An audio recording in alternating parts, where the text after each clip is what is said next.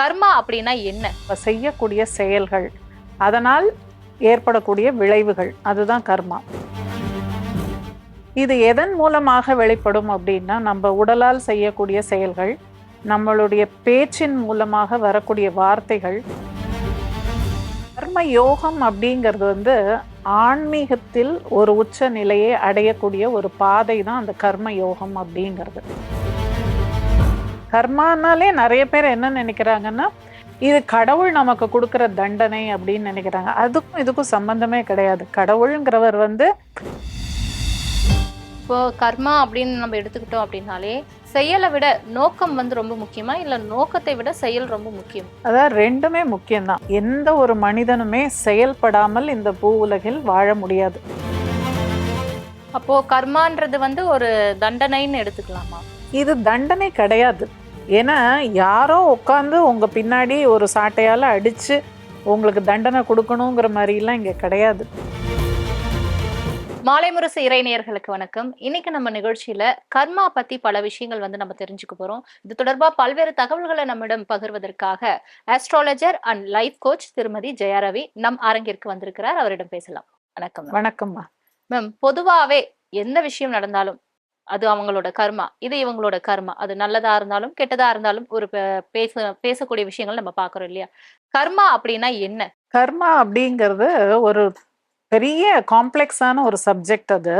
அதை ஒரு வரியிலெல்லாம் சொல்ல முடியாது. இதில் நிறைய உள்ளார்ந்த அர்த்தங்கள் இதில் இருக்கு. கர்மா அப்படிங்கிறது பொதுவாகவே பகவத்கீதையின் படி நம்மளுடைய புராணங்கள்ல என்ன சொல்றாங்கன்னா, நம்ம செய்யக்கூடிய செயல்கள், அதனால் ஏற்படக்கூடிய விளைவுகள், அதுதான் கர்மா. நீங்க சொன்ன மாதிரி அது நல்ல கர்மாவாகவும் இருக்கலாம், தீய கர்மாவாகவும் இருக்கலாம். ஸோ நம்ம செய்யக்கூடிய செயலிலிருந்து வெளிப்படக்கூடிய அந்த பலன் அப்படிங்கிறது தான் கர்மா அப்படிங்கிறாங்க.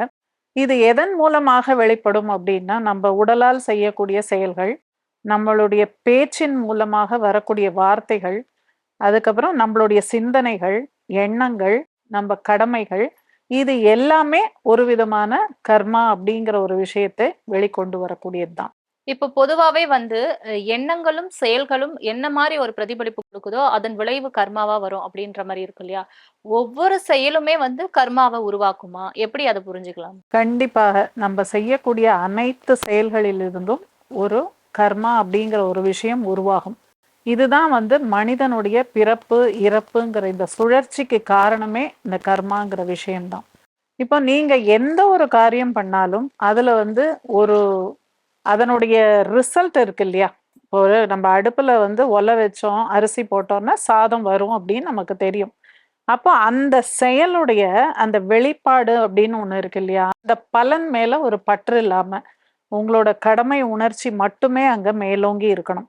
அதை ஒரு கடமையா, அதனுடைய பலன் மீது பற்று இல்லாமல், உங்களுக்கு எந்த விதமான சுயநல நோக்கமும் இல்லாமல் அப்படி ஒரு செயலை நீங்கள் செய்தால் அங்க கர்மா அப்படிங்கிற விஷயமே வராது. எங்கெல்லாம் நம்ம பற்று நிறைய வைக்கிறோமோ, இப்போ ஒரு எக்ஸாம் எழுதுறோம், நம்மளோட கடமை என்ன அப்படின்னா படிக்கிறது, எக்ஸாம் எழுதுறது தான் நம்மளுடைய கடமை. ஆனா எனக்கு 100 மார்க் வரணும் அப்படிங்கிற ஒரு டார்கெட்டை நம்ம ஃபிக்ஸ் பண்ணிட்டோம்னு வச்சுக்கோங்களேன், நீங்க இந்த எக்ஸாம் எழுதும்போது உங்களால ஒரு மன அமைதியோட அதை எழுத முடியாது. பதட்டம் தான் ஜாஸ்தியா இருக்கும். அந்த பதட்டம் ஜாஸ்தி ஆகும்போது உங்க கடமையை நீங்க சரியா பண்ண விடாது. அதனாலதான் சொல்றாங்க, அந்த காலத்துல ரிஷிகளும் முனிவர்களும் அவங்கெல்லாம் சித்தர்கள்லாம் என்ன இதை தான் பிராக்டிஸ் பண்ணாங்க. எந்த ஒரு காரியத்தை செய்தாலும் அதனுடைய பலன் மேல் பற்று வைக்காதே. அதே மாதிரி நம்மளுடைய சுயநலம் அப்படிங்கிற ஒரு விஷயமும் அங்க மேலோங்கி இருக்கக்கூடாது. இது மாதிரி நம்ம ஒரு செயலை செய்தோமையானால் கண்டிப்பாக அதனுடைய வெளிப்பாடு நல்லதாகவே இருக்கும். இப்போ நம்ம ஏதோ ஒரு விஷயம் நம்மளை பண்ண சொல்றாங்க, ஆஃபீஸ்லேயே நம்மளுக்கு ஒரு வேலை கொடுக்குறாங்க, நம்ம பண்ணுறோம்னு வச்சுக்கோங்களேன். அந்த வேலை பண்ணும்போதே நம்ம இது பண்ணால் எனக்கு ப்ரமோஷன் கிடைக்குமா, எனக்கு மேனேஜர்கிட்ட அப்ரிசியேஷன் கிடைக்குமா, எனக்கு சம்பள உயர்வு கிடைக்குமா அப்படிங்கிற அந்த சிந்தனையோடையே நீங்கள் அந்த வேலையை செய்யும் போதே என்ன ஆகும், அந்த ரிசல்ட்டில் தான் உங்கள் மனசு ஈடுபட்டு இருக்குமே ஒழிய நீங்கள் செய்யக்கூடிய செயலில் அந்த ஈடுபாடு இருக்காது. அப்போ ஒரு பதட்டமும் ஒரு அகங்காரமும் உங்கள்கிட்ட வந்துடும். அது வரும்போது என்னாகும், பலன் அப்படிங்கிறது ஒரு நெகட்டிவா போயிடும். அண்ட் அதுல ஒரு நல்ல விஷயம் அப்படிங்கிற இது உருவாகாது. எங்கெல்லாம் சுயநலம் இல்லாம ஒரு விஷயத்தை நீங்க பண்றீங்களோ அங்க வந்து கண்டிப்பாக கர்மா அப்படிங்கிறது வேலை செய்யாது. இப்போ கர்மான்ற டாபிக் உள்ள நம்ம வரும்பொழுதே கர்ம யோகம் அப்படின்ற ஒரு விஷயமும் இருக்கு இல்லையா? அந்த கர்ம யோகம் அப்படின்னா என்ன மேம்? கர்ம யோகம் அப்படிங்கிறது வந்து ஆன்மீகத்தில் ஒரு உச்ச நிலையை அடையக்கூடிய ஒரு பாதை தான் அந்த கர்ம யோகம் அப்படிங்கிறது. ஸோ அந்த நிலையை அடையணும்னாலும் நான் சொன்ன இந்த இதுக்கு முன்னாடி சொன்ன மாதிரி உங்களுக்கு அந்த பற்றற்ற நிலை அப்படிங்கிறது இருக்கணும் எந்த ஒரு செயல்லையும். அப்போ நீங்க நினைக்கலாம், என்னடா இது இவங்க எல்லாத்துலயும் பற்றற்ற நிலை அப்படின்னு சொல்றாங்களே, அப்போ நம்ம ஒரு வயசு காலத்துல எல்லாருக்குமே ரெஸ்பான்சிபிலிட்டிஸ் இருக்கும், கமிட்மெண்ட்ஸ் இருக்கும், எல்லாமே இருக்கும் இல்லையா? அந்த வயசுல வந்து எப்படி பற்றற்ற நிலையில இருக்க முடியும்? இப்ப எந்த ஒரு வேலை பண்ணாலும் நமக்கு ஒரு நன்மை இதுல கிடைக்கும் அப்படிங்கிற ஒரு நோக்கத்தோட தானே எல்லாருமே வேலை செய்வாங்க. இது எப்படி இப்படி இருக்க முடியும் அப்படின்னு நம்ம ஒரு கேள்வி எல்லாருக்கும் வரும். அது இயற்கையா வரக்கூடிய சந்தேகம் தான். இதெல்லாம் கரெக்ட் தான். இது மாதிரி இருக்கிறதுங்கிறது ரொம்ப ரொம்ப கஷ்டம். அதாவது நம்ம செய்யக்கூடிய செயல்லேருந்து ஒரு நன்மை நமக்கு கிடைக்குங்கிற அந்த நோக்கத்தோடயே நம்ம வேலை செய்யும் போது என்ன ஆகும், அந்த வேலையுடைய குவாலிட்டி அப்படிங்கிறது அங்க போயிடுது. ஏன்னா உங்ககிட்ட இருக்கிறது முழுக்க முழுக்க பதட்டம் தான். பதட்டம் தான் இருக்கும், ஆதங்கம் இருக்கும், சில சமயம் அகங்காரம், இது மாதிரி விஷயங்கள் உங்களை சூழறதுனால நீங்க என்ன பண்றீங்க, அந்த ரிசல்ட்டை பெர்ஃபார்மன்ஸ் உங்களால பண்ண முடியல. அதுக்காக தான் இது மாதிரியான ஒரு பிராக்டிஸை ஆரம்பத்திலேருந்தே நம்ம பிராக்டிஸ் பண்ணோம்னு வச்சுக்கோங்களேன். இது வந்து நமக்கு ஒரு நன்மையை தான் கொடுக்கும். இது ஒன்றும் நம்மளை தண்டிக்கிற ஒரு விஷயமோ, இல்லை நம்மளை பனிஷ் பண்ணணும், இவங்கள சோதனை கொடுக்கணும் இவங்களுக்கு அப்படிங்கிற மாதிரி ஒரு விஷயம் கிடையாது. கர்மானாலே நிறைய பேர் என்ன நினைக்கிறாங்கன்னா, இது கடவுள் நமக்கு கொடுக்கிற தண்டனை அப்படின்னு நினைக்கிறாங்க. அதுக்கும் இதுக்கும் சம்பந்தமே கிடையாது. கடவுளுங்கிறவர் வந்து நம்மள காப்பாத்த தான் இருக்காரே ஒழிய நம்மள தண்டிக்கிறது கடவுள் கிடையாது. கர்மா அப்படிங்கிறது முழுக்க முழுக்க நம்முடைய செயலில் இருந்து வரக்கூடிய வெளிப்பாடுகள் தான் எல்லாமே. நீங்க சொன்னதே தான். பலன் மீது பற்று இல்லாம எப்படி இருக்க முடியும்? ஒரு விஷயம் செய்றோம்னா, அதுல கிடைக்கிற பலன் தான் நமக்கு அந்த மன திருப்திய குடுக்கும் அப்படின்ற ஒரு விஷயம் இருக்கும்பொழுது, பலன் மீது பற்று இல்லாம ஒரு விஷயங்கள நம்ம தொடர்ந்து முன்னெடுக்கும்போது, நம்ம வந்து சோம்பேறி ஆகிட மாட்டோமா? அப்படின்ற ஒரு கேள்வியும் வருது இல்லையா? இங்க சோம்பேறித்தனம் வரவே வராது. ஏன் அப்படி சொல்றேன் அப்படின்னா, இப்போ ஒரு விஷயத்த ஒரு வேலைய 2 பேர்கிட்ட நீங்க குடுக்குறீங்க. ஒரு கற்பனைக்கு தான் இத சொல்றோம். இப்ப 2 பேர்கிட்ட ஒரே வேலைய குடுக்குறீங்க. ஒருத்தர் வந்து தன்னுடைய சுயநலத்த மட்டுமே மனசுல வச்சுக்கிட்டு ஒண்ணு பண்றாரு. இன்னொருத்தரும் அதே வேலைய தான் பண்றாரு. ஆனா அவர்கிட்ட சுயநலம் இல்ல. எந்த பதட்டமும் இல்ல. எந்த ஒரு அதாவது பொருள் சார்ந்த ஒரு பற்று அப்படிங்கிற விஷயம் அவர்கிட்ட இல்ல. நம்ம கடமைய நம்ம பண்றோம். இத வந்து தெய்வத்துக்கு ஒரு சமர்ப்பணம் பண்ற மாரி அவர் பண்றாரு. இப்ப இந்த 2 பேரோட ரிசல்ட்ட நீங்க கம்பேர் பண்ணும்போது, கண்டிப்பா இந்த முதல் மனிதர் செய்த வேலையில கண்டிப்பா பிழைகள், தவறுகள், இல்ல ஏதோ ஒரு பதட்டமான ஒரு விஷயத்துல அவர் பண்ண விஷயத்துல ஒரு ஒரு என்ன சொல்றது, அந்த ரிசல்ட் அந்த அளவுக்கு சிறப்பா இருக்காது. ஆனா, அந்த 2வது மனிதர் செய்த வேலையில கண்டிப்பாக ஒரு சிறந்த ரிசல்ட் அப்படிங்கிறது அவர்கிட்ட இருக்கும். இப்ப இந்த இடத்துல ஒரு உதாரணத்த நான் உங்களுக்கு சொல்றேன் பாருங்க. நீங்க இப்ப பிரபலமா தமிழ்நாட்டுல இந்த செஸ் பிளேயர் பிரக்யானந்தா இருக்காரு இல்லையா? சின்ன பையன் தான். பட் அவர் கேம் விளையாடும் போதெல்லாம் நீங்க பார்த்துருப்பீங்க. ஏன்னா டிவியில நீங்க இருக்கிறதுனால நிறைய இதெல்லாம் பார்த்துருப்பீங்க. ரொம்ப காமா காமா இருப்பாரு. இருப்பாங்க. அதாவது அவர் மூஞ்சில ஒரு பதட்டமே பதட்டமோ, தெரியாது. இதுவோ எதுவுமே தெரியாது. அதே மாரி அவருக்கு ஜெயிச்சுட்டு வெளியில வரும்போது கூட, அதே காம்னஸ். அதே அவர் எதையுமே வந்து ஒரு எக்ஸைட்மெண்ட்டா அவர் எடுத்துக்கிறதே இல்ல. எல்லாமே சமநிலையில பார்க்குறாரு. அந்த சின்ன பையனுக்கு மேபி அவரோட பேர்லயே அது இருக்கு. அவர் பேரே தெரிஞ்சோ தெரியாமலையோ அவங்க அப்பா, அம்மா வச்சிருக்காங்க பிரக்யானந்தா. அப்படின்னா ஒரு சன்னியாசி மாதிரி. அந்த ஒரு மனப்பக்குவம் அந்த குழந்தைகிட்ட நான் பார்க்கும்போது நிஜமாவே நான் ரொம்ப இன்ஸ்பயர் ஆவேன்.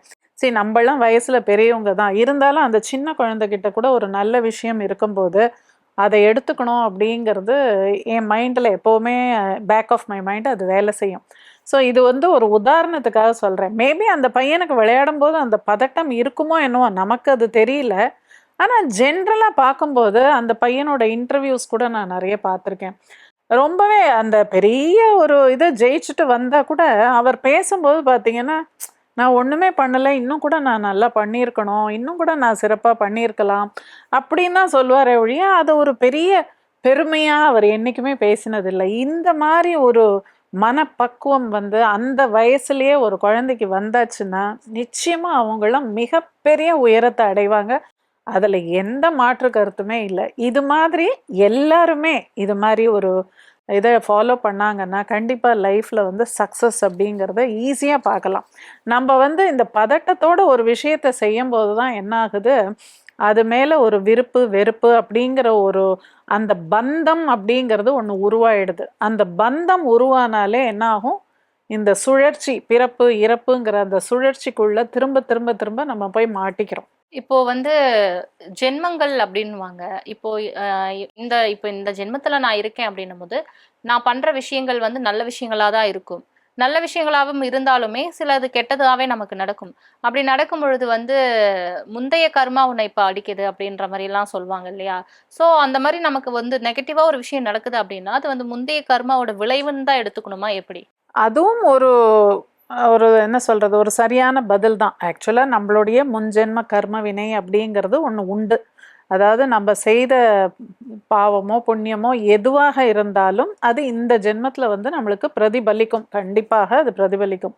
அதாவது கர்மா அப்படிங்கிறது பூமராங் மாதிரின்னு சொல்லுவாங்க. அது இப்போ எங்கேருந்து போச்சோ திரும்ப அந்த இடத்துக்கே வரும் அப்படின்னு சொல்லுவாங்க இல்லையா? அதனால நம்ம ஏதோ நம்மளுடைய பாஸ்ட் லைஃப்லயோ இல்லை நம்மளுடைய முன்னோர்களுடைய கர்ம வினைகள் இதெல்லாம் கூட வந்து நம்ம லைஃப்ல இந்த கரண்ட் லைஃப்ல நம்மளை கண்டிப்பாக பாதிக்கும். ஆனா அதுக்காக நீங்க வந்து இப்போ இந்த பிறவியில அதையே நீங்க வந்து நினைச்சு நம்ம வந்து ஏதோ பண்ணிட்டோம், ஏதோ கர்ம வினை பண்ணிட்டோங்கிற அந்த குற்ற உணர்ச்சியோட நீங்க இருக்கணுங்கிற அவசியம் கிடையாது. அதை எப்படி நம்ம சரி செஞ்சுக்கலாம், இதுலேருந்து நம்ம எப்படி விடுபடலாம் அப்படிங்கிற ஒரு சிந்தனையில தான் நம்ம போகணும். இப்போ ஏதோ எல்லாருமே ஏதோ ஒரு வினை இருந்து தான் அவங்க வந்து பிறக்கறாங்க. அது நல்லதாகவும் இருக்கலாம், கெட்டதாகவும் இருக்கலாம். இப்போ ஒருத்தரோட லைஃப்ல வந்து எல்லாமே கெட்டது அப்படின்னு சொல்ல முடியாது. இதுவும் அதுவும் கலந்து தான் இருக்கும். கலந்துதான் இருக்கும். அப்போ நம்ம எந்த அளவுக்கு நல்லது பண்ணியிருக்கோம், எந்த அளவு கெட்டது பண்ணியிருக்கோமோ அதுக்கு தகுந்த மாதிரியான ஒரு வாழ்க்கை அப்படிங்கிறது நமக்கு இந்த பிறவியில அமையிறது. அதுதான் இதனுடைய சூஷம். இப்போ ஒரு மனிதர் வந்து செய்யக்கூடிய செயல்கள் தான் வந்து அதோட பிரதிபலிப்பு தான் கர்மான்னும் போது ஒரு மனிதர் வந்து இவ்வளவு வந்து நல்லது செய்யறாங்க, இவ்வளவு கெட்டது செய்யறாங்க. கெட்டது ஐ மீன் நல்லது வந்து கெட்டதை விட கம்மியா அதிகமா இருக்குன்னு வச்சுப்போமே. அப்படின்னும் போது அந்த நல்ல கர்மா அந்த கெட்ட கர்மாவை வந்து அழிக்குமா எப்படி? கண்டிப்பா. இப்போ நம்ம ஏதோ ஒரு வினை செய்திருக்கோம் அப்படின்னா அதனுடைய பிரதிபலிப்பு இந்த பிறவியில நமக்கு இருக்கு இல்லையா? அப்போ அதை எப்படி நம்ம சரி செஞ்சுக்கணும் அப்படின்னா நம்மளுடைய நல்ல செயல்கள் மூலமாக அதை நம்ம சரி செஞ்சு பேலன்ஸ் பண்ணணும் அப்படிங்கிறது இருக்கு. பட் இங்கேயும் திரும்பவும் நான் ஒரு விஷயம் என்ன சொல்ல வரேன்னா, நல்ல செயல்கள் அப்படிங்கிறது பொதுவாக நம்ம என்ன சொல்லுவோம், ஒரு தான தர்மம் பண்ணுறது, கோவில்களுக்கு போகிறது, ஏழை எளியோர்களுக்கு நல்லது பண்ணுறது, சக மனிதனுக்கு துன்பப்பட்டவர்களுக்கு நம்ம வந்து உதவி பண்ணுறது, இது மாதிரியான விஷயங்களை தான் குட் டீட்ஸ் நல்ல காரியங்கள் அப்படின்னு நம்ம சொல்கிறோம்.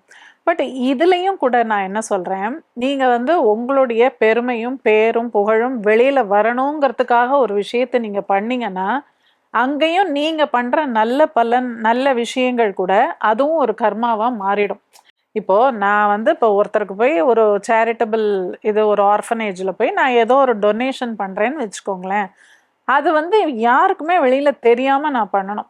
அதுக்கு நான் பின்னாடியே 4 ஃபோட்டோகிராஃபர்ஸை கூட்டின்னு போய் சோஷியல் மீடியாவில் இதெல்லாம் வரணும்னு சொல்லி நான் செல்ஃபி எடுத்து அங்கே போய் ஒரு வீடியோ எடுத்து போட்டு சோஷியல் மீடியாவில் போட்டு நான் இந்த மாதிரி இன்னைக்கு பண்ணேன், இத்தனை பேருக்கு நான் சாப்பாடு போட்டேன் அப்படின்னு நம்ம வந்து சொல்லிக்கிட்டு ஒரு விஷயத்தை பண்ணோன்னு வச்சுக்கோங்களேன், அகெயின் அது நீங்கள் நல்ல விஷயம்னு நினைப்பீங்க, ஆனால் அதுவும் அந்த இடத்துல கேன்சல் ஆகிடுது.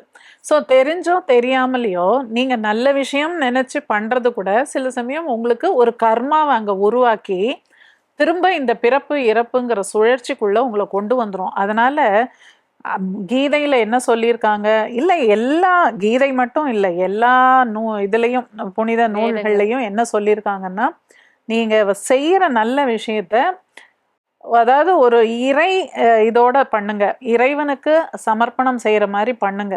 உங்களுடைய பெருமைக்காகவோ உங்களுடைய ஒரு புகழுக்காகவோ 4 பேர் உங்களை பார்த்து மெச்சுக்கணும் அப்படிங்கிறதுக்காக ஒரு விஷயத்த பண்ணாதீங்க. ஈவன் அதை வெளியில் சொல்லக்கூட சொல்லாதீங்கன்னு தான் சொல்கிறாங்க. எப்போவுமே நம்ம சொல்லுவோம் இல்லையா, வலது கை கொடுக்கறத இடது கை தெரியக்கூடாதுன்னு. அந்த மாதிரியான ஒரு பிரின்சிபலோட நீங்கள் பண்ணுற நல்ல காரியங்கள் கண்டிப்பாக உங்களுக்கு நல்ல விஷயத்த கொடுக்கும். ஆனா சுயநலம் அப்படிங்கிற விஷயம் அங்க வந்துடுச்சுனாலே அது வந்து நல்ல காரியம் அப்படிங்கிற கணக்குக்குள்ள அது வராது. இப்போ வந்து எனக்கு தோன்ற கேள்வி வந்து உலகத்துல இருக்கிற எல்லாரும் கேட்கிற ஒரு கேள்விதான். என்ன அப்படின்னா, நான் நல்லது தானேய்யா பண்ணேன். எனக்கு ஏன் வந்து கெட்டது நடக்குது? அப்படின்ற ஒரு கேள்வி இருக்கும் இல்லையா? நான் என்னதான் நல்லது செஞ்சாலும் அவங்க கெட்டது தான் அனுபவிக்கிறாங்க அப்படின்னா, அது எதனாலயா இருக்கும்? அது கர்மாவா என்ன? சி ஒரு ஏற்றத்தாழ்வுகள் அப்படிங்கிறது சமுதாயத்துல இயல்பாவே இருக்கக்கூடிய ஒரு விஷயம்தான். இப்ப எல்லாருமே ராஜாவா இருக்க முடியாது, எல்லாருமே பெரிய அரசியல்வாதியாவோ இல்ல ஒரு பெரிய செலிபிரிட்டியாவோ எல்லாருமே இருக்க முடியாது. அந்த இது ஏற்றத்தாழ்வுகள் எப்போதுமே உண்டு. இந்த யுகத்துல கலியுகத்துலன்னு கிடையாது. எல்லா யுகங்களிலும் இதை வந்து நம்ம பார்த்துருக்கோம். புராண கதைகள் மூலமா நம்ம தெரிஞ்சுக்கிட்ட விஷயம்தான். கிருத யுகம், திரேதா யுகம், துவாபர யுகம், கலியுகம், இங்க எல்லா யுகத்திலையுமே இந்த 2 விதமான மக்கள் உண்டு. உயர்ந்தவர்கள், தாழ்ந்தவர்கள். தாழ்ந்தவர்கள்னு நான் ஒன்றும் மட்டமா சொல்லலை. அதாவது ஒரு ஸ்டேட்டஸ்ல உயர்ந்தவர்கள் அப்படிங்கிறவங்க கண்டிப்பா இருக்க தான் இருப்பாங்க.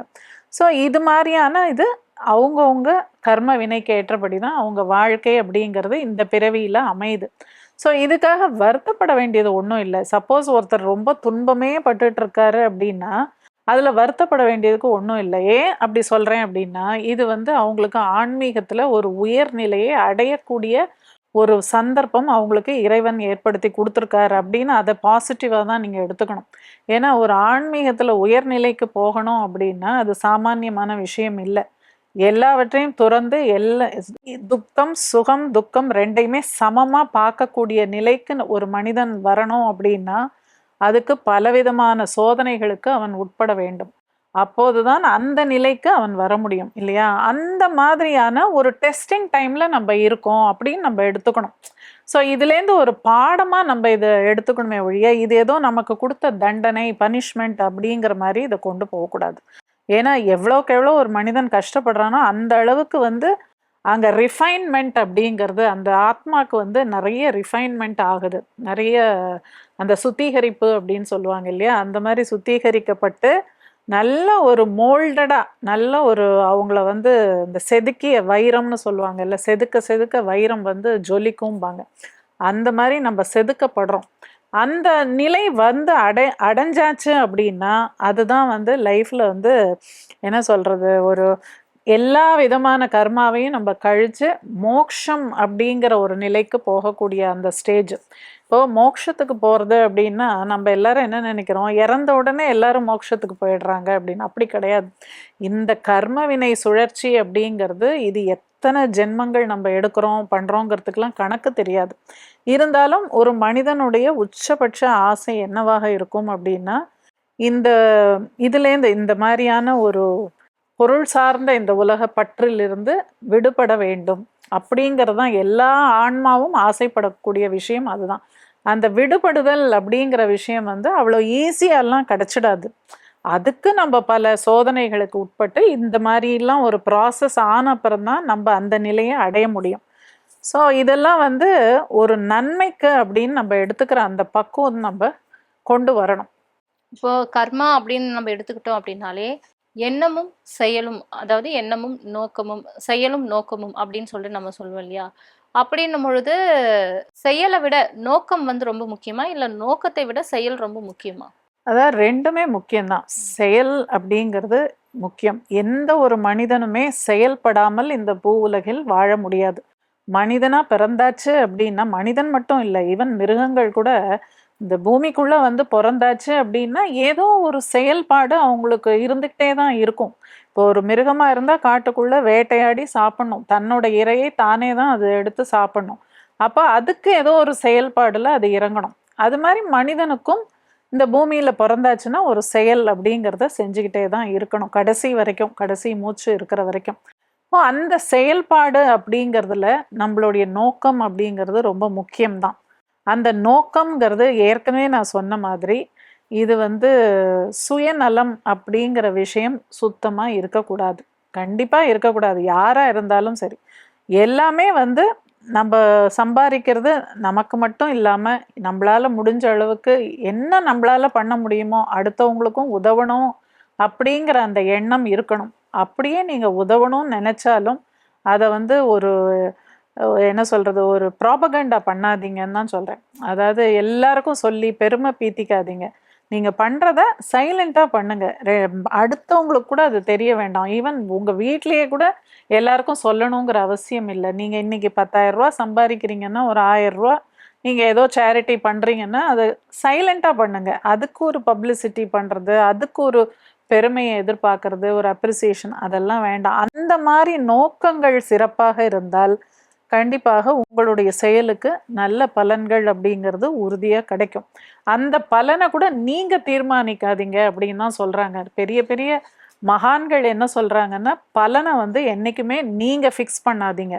செயல் மாத்திரம்தான் உங்க கையில இருக்கு. பலன் அப்படிங்கிறது இந்த பிரபஞ்சம் நமக்கு என்ன கொடுக்குதோ அதை வாங்கிக்கணும். அவ்வளவுதான். இன்னைக்கு நீங்க 10 ரூபாய்க்கு ஒரு வேலை பண்றீங்க, உங்களுக்கு அதுக்கு பிரதிபலனா ஒரு 2 ரூபா தான் கிடைச்சது அப்படின்னா, அதுவும் சந்தோஷமா, அதாவது வெற்றியோ தோல்வியோ ரெண்டையுமே சமநிலையில இருந்து பார்க்குற ஒரு மனிதன் தான் இறையோடு ஒன்று சேர முடியும். அந்த நிலைக்கு போகணும் அப்படின்னா இந்த சமநிலை அப்படிங்கிறது ரொம்ப அவசியம். இப்போ கர்மால வந்து கர்மா, விகர்மா, அகர்மான்ற ஒரு 3 விதங்கள் இருக்கு இல்லையா? அத பத்தி விளக்கமா சொல்ல முடியுமா? ஓ எஸ். அதாவது கர்மா அப்படிங்கிறது நாம் செய்யக்கூடிய ஒரு செயல். அது தர்மத்தின்படி செய்யக்கூடிய செயல். அதாவது தர்மம், நியாயம் அப்படின்னு சொல்றாங்க இல்லையா? சட்டத்துக்கு உட்பட்ட அந்த மாதிரியான ஒரு தர்மத்தின்படி செய்யக்கூடிய செயலை கர்மா அப்படின்னு சொல்றோம். விகர்மா அப்படிங்கிறது வந்து தீய செயல்கள், அதாவது சட்டத்துக்கு புறம்பான அந்த மாதிரி ஒரு தீய செயல்களை செய்வது, அதற்கு பெயர் விகர்மா. அகர்மா அப்படிங்கிறது வந்து நாம் செய்யக்கூடிய செயலின் செயலிலிருந்து கிடைக்கக்கூடிய பலனோடு ஒரு பற்றுதல் இல்லாமல் பற்றற்ற ஒரு நிலையில செய்யக்கூடிய செயல் தான் அகர்மா அப்படிங்கிறது. இப்போ கர்மாவ வந்து மாத்த முடியுமா? ஏன்னா இந்த கர்மாவோட விளைவு அப்படின்னு சொல்லிட்டு பல விஷயங்கள் வந்து ஒவ்வொருத்தரும் சந்திக்கும்போது, அத மாற்ற முடியுமா? அதுக்குன்னு ஏதாச்சும் வழிகள் அது போல இருக்கா? நிச்சயமாக மாற்ற முடியும். அதாவது நாம் செய்யக்கூடிய நல்ல செயல்களின் மூலமாக நம்மளுடைய தீய வினைகளை மாற்றி அமைக்க முடியும். அது முடியாதுன்னுலாம் கிடையாது. பட் அது அகெயின் வந்து எந்த மாதிரியான நம்மளுடைய வினை அப்படிங்கிறது, சில பேருக்கு அந்த கர்ம வினைங்கிறது ரொம்ப ஜாஸ்தியா இன்டென்சிட்டி ரொம்ப ஜாஸ்தியா இருக்கும். இப்போ இந்த தீராத நோய்கள்லாம் இருக்கு பார்த்தீங்களா? அதாவது இந்த பெரிய பெரிய நோய்கள், அதாவது மருத்துவத்துக்கே சவாலா இருக்கக்கூடிய சில நோய்கள்லாம் இருக்கு இல்லையா? அந்த மாதிரி சரி பண்ண முடியாத நோய்கள், சர்ம நோய்கள், இந்த மாதிரியான இதெல்லாம் உதாரணத்துக்கு நான் சொல்றேன். இது மாதிரி பல பிரச்சனைகள் இருக்கும்னு வச்சுக்கோங்களேன். சில பேர் பார்த்தீங்கன்னா, ரொம்ப வருஷமா அவங்களால நடமாட முடியாம படுத்த படுக்கையா இருப்பாங்க. இது மாதிரியான ரொம்ப மோசமான சில சிச்சுவேஷன்ஸ் லைஃப்ல வந்து சில பேருக்கு இருக்கும். அதாவது மனநிலை சரியில்லாத குழந்தைகள் இருக்கிற பெற்றோர்கள், இவங்களெல்லாம் பார்க்கும்போது நிஜமாவே அதெல்லாம் ஒரு விதமான ஒரு என்ன சொல்றது, ஒரு கர்மா அப்படிங்கிற விஷயத்துல ரொம்ப ஜாஸ்தியா இன்டென்சிட்டி ரொம்ப ஜாஸ்தியா இருக்கக்கூடிய விஷயங்கள். ஸோ இதெல்லாம் வந்து உடனே சரி செய்ய முடியும், ஓவர் நைட்ல சரி பண்ண முடியும் அப்படிலாம் நிச்சயமா இல்லை. ஏன்னா அந்த அளவுக்கு ஒரு முன்வினை கர்ம வினைங்கிறது நம்மளுக்கு நம்ம லைஃப்ல நம்ம பண்ணியிருப்போம். அதனுடைய விளைவு தான் நமக்கு இந்த பிறவியில அதை அனுபவிக்க வேண்டிய ஒரு சூழல்ல இருக்கும். இப்போ என்ன விதைச்சோமோ அதை தானே அறுவடை பண்ண முடியும்னு சொல்லுவாங்க இல்லையா? அந்த மாதிரி தான் நம்ம எந்த அளவுக்கு அந்த முன் ஜென்மத்துல செய்த வினைங்கிறது எந்த அளவுக்கு மோசமோ அதற்கு ஏற்றார் போல இந்த பிறவியில் நாம் சில விஷயங்களை அனுபவித்துத்தான் தீர வேண்டும். அதை வந்து நம்ம அப்படியே ஜஸ்ட் ஏதோ ஒரு பரிகாரம் பண்ணி ஒரு இதுக்கு போய் கோவிலுக்கு போய் அதெல்லாம் சரி பண்ண முடியும் அப்படிங்கிறதெல்லாம் கிடையவே கிடையாது. அப்படி யாராவது சொன்னாலும் அது நிஜமா பொய் தான். அது மாதிரி கிடையாது. இப்போ நம்ம ஒரு உதாரணத்துக்கு சொல்றேன். இப்போ போன ஜென்மத்துல நான் யாரையோ கொலை பண்ணிட்டேன்னு வச்சுக்கோங்களேன். இந்த ஜென்மத்துல நான் பிறவி எடுக்கிறேன் அப்படின்னா, அதை வந்து நான் சிம்பிளா எங்கேயோ ஒரு கோவில்ல போய் ஒரு பூஜை பண்ணி, இல்லை ஏதோ ஒரு பரிகாரம் பண்ணி, ஒரு ஹோமம் பண்ணி அதை சரி பண்ண முடியும் அப்படின்னா, இந்த உலகத்துல எல்லாருமே பெரிய பெரிய தப்புகள் தைரியமா பண்ணுவாங்க. எது பண்ணா என்ன, நம்ம தான் இது மாதிரி பண்ணி ஒன்று சரி பண்ணிடலாம் அப்படின்னு. அப்போ ஒரு தண்டனைன்னு ஒன்று இருந்தால் தானே ஒரு மனிதனுக்கு பயம் அப்படிங்கிறது. அந்த தப்பை பண்ணுறதுக்கு முன்னாடி அந்த தண்டனையை பற்றி அவன் யோசிப்பான் இல்லையா? அந்த மாதிரி தான் இந்த கர்மாங்கிறது. அது கூட கடவுள் வந்து உங்களுக்கு தண்டனை எல்லாம் கொடுக்கல. அந்த ஆன்மாவே அந்த விஷயத்தை வந்து செலக்ட் பண்ணி தான் இந்த பிறவி எடுக்குது. இப்போ முன் ஜென்மத்துல நீங்க செய்த வினைகள் எல்லாம் இந்த உடலை விட்டு அந்த ஆன்மா தனியா பிரியும் போது ஆன்மா வந்து யோசிச்சு பார்க்குமா. ஏன்னா ஆன்மாக்கு டெத்தே கிடையாது, உடலுக்கு தான் வந்து இறப்புங்கிறது உண்டு. அப்போ அந்த ஆன்மா யோசிக்குமா, என்னெல்லாம் நம்ம பண்ணோம், என்னெல்லாம் தவறுகள் பண்ணோம், நல்லது கெட்டது பண்ணோம்னு அவங்களுக்கு ஒரு பிக்சர் மாதிரி அந்த ஆன்மாக்கு. ஆன்மாங்கிறது வேற ஒன்றும் இல்லை, ஒரு மெமரி தான், நம்மளுடைய நினைவு அலைகள் தான் அது. பஞ்ச் ஆஃப் மெமரிஸ் அப்படின்னு சொல்லுவாங்க. அந்த நினைவுகளே நம்மளை வந்து நம்மளே தண்டிச்சுக்கணுங்கிற அந்த தாட் ப்ராசஸில் அது போயிடும். ஸோ அந்த சிந்தனையோடையே அந்த ஆன்மா திரும்ப வந்து இன்னொரு பிறவி எடுக்கும்போது அதே மாதிரி ஒரு சூழலை வந்து அவங்க இந்த பிறவியிலையும் சந்திக்கிறாங்க. சந்திச்சு அதை அனுபவிச்ச அப்புறம்தான் அந்த ஆன்மா வந்து ஒரு பீஸ்ஃபுல்லாக இருக்கும். ஏன்னா அடிக்க அடி உதைக்கு உதைங்கிற மாதிரி போன ஜென்மத்தில் நம்ம இதை பண்ணோம்னா இந்த பிறவியில் அதே மாதிரி ஒரு துன்பத்தை நம்ம அனுபவிக்கணும். அப்பதான் அது வந்து ஈடு கட்ட முடியும். அப்பதான் அந்த அக்கௌண்ட்ஸை நம்ம பேலன்ஸ் பண்ண முடியும். அப்போ கர்மான்றது வந்து ஒரு தண்டனைன்னு எடுத்துக்கலாமா? இது தண்டனை கிடையாது. ஏன்னா யாரோ உட்காந்து உங்க பின்னாடி ஒரு சாட்டையால அடிச்சு உங்களுக்கு தண்டனை கொடுக்கணுங்கிற மாதிரிலாம் இங்க கிடையாது. இந்த ஆன்மா இந்த விஷயத்த சூஸ் பண்ணி அது வந்து பிறக்குது, இன்னொரு பிறவி எடுக்குது. ஸோ இந்த மாதிரியான ஒரு விஷயத்த நான் அனுபவிக்கணும், அதை அனுபவிச்சு தான் நான் அந்த கணக்கை முடிக்கணும் அப்படிங்கிற ஒரு எண்ணத்தோட தான் அந்த ஆன்மா வந்து இந்த பூமியில பிறப்பு எடுக்குது. ஸோ இதுக்கும் கடவுளுக்கும் சம்பந்தமே கிடையாது. ஏன்னா கடவுள் ஒன்றும் உங்க பின்னாடியே வந்து நீ வந்து இந்த கஷ்டத்தை நீ படணும், நீ இந்த மாதிரி பண்ண போன அப்படின்லாம் கிடையவே கிடையாது. இப்போ நம்ம சொல்லுவாங்க இல்லையா, குற்றமுள்ள நெஞ்சு குறுகுறுக்கோணும். இப்போ ஒரு தப்பு பண்ணிட்டோம் அப்படின்னா நம்ம வெளியில வேணா தைரியமா காமிச்சுக்கலாம், நான் அதெல்லாம் ஒண்ணுமே பண்ணலை, என் மேல தப்பே இல்லைன்னா. ஆனா நம்ம உள் மனசு ஒண்ணு இருக்கும் இல்லையா, அதுதான் அந்த ஆத்மாங்கிறது. வேற ஒன்றும் இல்லை, நமக்கு நம்மளே தண்டனை கொடுத்துக்கணுங்கிற முடிவோட தான் நம்ம வந்து பிறக்கிறோம். ஸோ நம்மளை சும்மா இருக்க விடாது அந்த ஆன்மா. ஏன்னா நமக்கே அந்த கில்ட் அப்படிங்கிறது இருக்கும். ஸோ இதெல்லாம் வந்து நம்ம டிஎன்ஏலே வந்து அது இதுவும் ஆயிடும். இப்போ கர்மாவை சமாளிக்க உயர்ந்த வழி அப்படின்னா என்ன மேம் இருக்கு? உயர்ந்த வழின்னா நான் முதல்ல சொன்ன மாதிரி, ஆரம்பத்துல சொன்ன மாதிரி, எந்த ஒரு செயல் மீதும் பற்று வைக்காதே, அந்த செயலை கடமை உணர்வோடு செய்ய வேண்டும். அது இறைவனுக்கு ஒரு சமர்ப்பணமாக செய்ய வேண்டும். அதே மாதிரி அதிலிருந்து ஒரு பிரதிபலன் நமக்கு கிடைக்கும் அப்படிங்கிற எண்ணத்தோட செய்யக்கூடாது. நம்ம சிந்தனைகள் எப்போவுமே தூய்மையா இருக்கணும், எண்ணங்களும் அப்படியே இருக்கணும். நம்ம ஏதோ நினைக்கிறோம் நம்ம செய்யற செயல் மட்டும்தானே. சும்மா மனசளவுல நீங்க வந்து அவனை பாரு, நம்ம என்ன பண்ணலாம் பாரு, அவனை பழிக்கு பழி வாங்கணும் அப்படின்னு மனசளவுல நீங்க நினைச்சா கூட அதுவுமே ஒரு கர்மாவா தான் மாறும். அப்ப எல்லாமே தூய்மையா இருக்கணும்.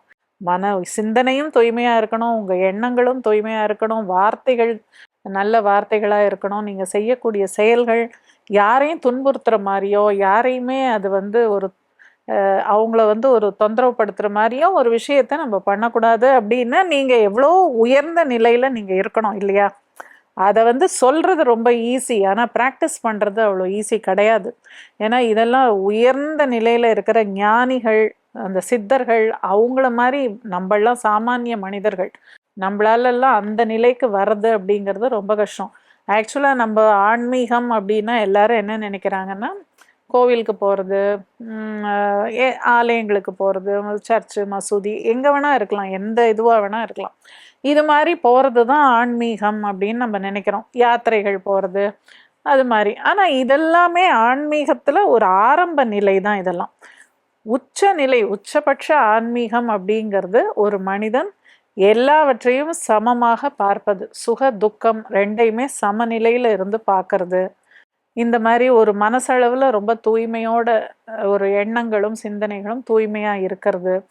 எது பண்ணாலுமே அது இறைவனுக்கு ஒரு சமர்ப்பணம்ங்கிற மாதிரி பண்ணுறது. இந்த நிலைக்கு யார் ஒருவர் வர முடிகிறதோ அவர்களால் கண்டிப்பாக மோட்சத்தை அடைய முடியும்.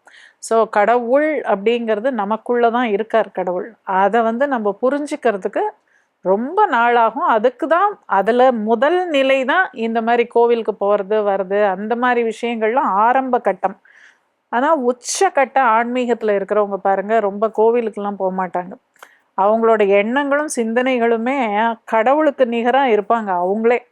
அப்போ உங்களுக்குள்ளேயே அந்த கடவுளை நீங்கள் ரியலைஸ் பண்ணிட்டீங்க அப்படின்னா அதுக்கு மேலே ஆன்மீகத்தில் ஒன்றுமே இல்லை.